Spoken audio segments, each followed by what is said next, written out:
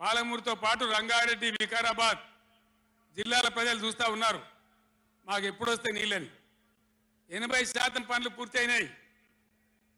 ఎవ్వరు సహకరించకున్నా ఇదే కాంగ్రెస్ మరియు ఇతర పార్టీల నాయకులు వందల కొద్ది కేసులు వేసినా ఈ 10 ఏళ్లు పంటి బిగున్న ఒంటి బిగున్న కొట్లాడుతూ అటు కేంద్రంతో కొట్లాడుతూ ముందుకు తీసుకొని పోయినాం ఆనాడున్న కాంగ్రెస్ గవర్నమెంట్ తెలంగాణ ఇచ్చిన కాంగ్రెస్ గవర్నమెంట్ ఆ రోజు ఒక్క ఏడాది కోసం తాత్కాలికంగా సర్దుబాటు చేసుకోండి ఆ తర్వాత ఎవల వాట వాళ్ళకు వస్తుందని చెప్పింది ఆనాడిగా బిల్లు పాస్ కావాలి తెలంగాణ రావాలి ఇది ఒక ఆటంకం కాకూడదని సరే కానివ్వండి తర్వాత చూసుకుందామని చెప్పినాం ఆ తర్వాత ఢిల్లీలో పోయి మోడీ ప్రభుత్వం వచ్చింది వాళ్ళని ఎన్ని వందల ఉత్తరాలు రాసినాం అయ్యా మేము మునిగిందే నీళ్ళలో నాశనం అయిపోయినా మా బతుకులు ఆగమైపోయినాయి వెంటనే నీళ్ళ పంపిణీ చేయండి ట్రిబ్యునల్కి వేయండి అని అడిగినాం వేయలే వేయకపోతే సుప్రీంకోర్టుకు పోయినాం సుప్రీంకోర్టుకు పోయి తగాదా పెట్టినాం ఆ తర్వాత కూడా వేయలే తర్వాత ఒక రోజు మళ్ళీ మీటింగ్ జరిగితే నేను గట్టిగా నిలదీస్తే మీరు కేసు బంద్ చేయండి మేము ట్రిబ్యునల్కి ఇస్తామని చెప్పినారు సరే మంచి మాట ఇచ్చేటోళ్ళు వాళ్ళు కాబట్టి కేంద్ర ప్రభుత్వం కాబట్టి కేసు విత్డ్రా చేసుకున్నాం ఆ తదనంతరం ఇయ్యలే ట్రిబ్యునల్ తొందరగా 100 ఉత్తరాలు రాసిన నేను ఇగో నా పక్కనే కూర్చున్నారు కేశవరావు గారు నామా నాగేశ్వరరావు గారు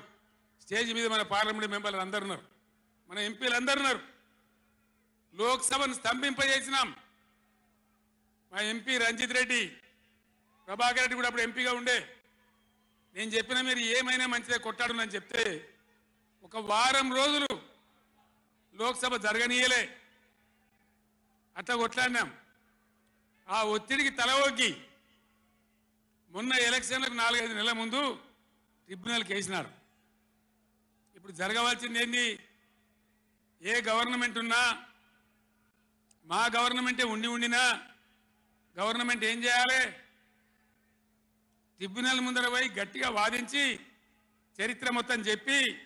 మన అవసరాలు చెప్పి మన కరువు చెప్పి మన బాధలు చెప్పి ఇగో మా వాటా ఇంత రావాలి అని కొట్లాడాలి అది మొగోడు చేయాల్సిన పని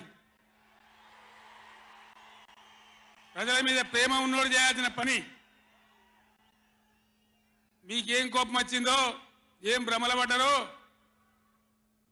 పాలిచ్చే బర్రెను ఆయన అమ్మేసి దున్నపోతుని తెచ్చుకున్నారు ఇక తర్వాత ఏం నడుతుందో 3వ నెల మీరు కళ్ళారా చూస్తున్నారు చిన్న చిన్న విషయాలు పర్వాలేదు కానీ మన జీవితాలనే దెబ్బకొట్టేటువంటి కృష్ణా జలాలు కేఆర్ఎంబి అంటే కృష్ణా రివర్ మేనేజ్మెంట్ బోర్డుకు భద్రపల్లాగబోయి అప్పయిపోయినారు ఈ గవర్నమెంట్ ఇదే జిల్లాలో ఉన్న మంత్రి ఉత్తమ్ కుమార్ రెడ్డి మొన్న మాట్లాడిండి అసెంబ్లీలో మీరు కూడా విన్నారు ఉమ్మడి రాష్ట్రమే నయం ఉండినట్టు ఆయనకట ఉమ్మడి రాష్ట్రమే మంచిగా ఉండే ఇప్పుడు మంచిగా లేదట మరి శ్రీకాంతాచారి ఎందుకు చచ్చిపోయింది ఇదే జిల్లాలో ఉంటే బిడ్డ ఎందుకు చచ్చిపోయిన ఉద్యమకారులు అంత పెద్ద ఉద్యమం ఎందుకు జరిగింది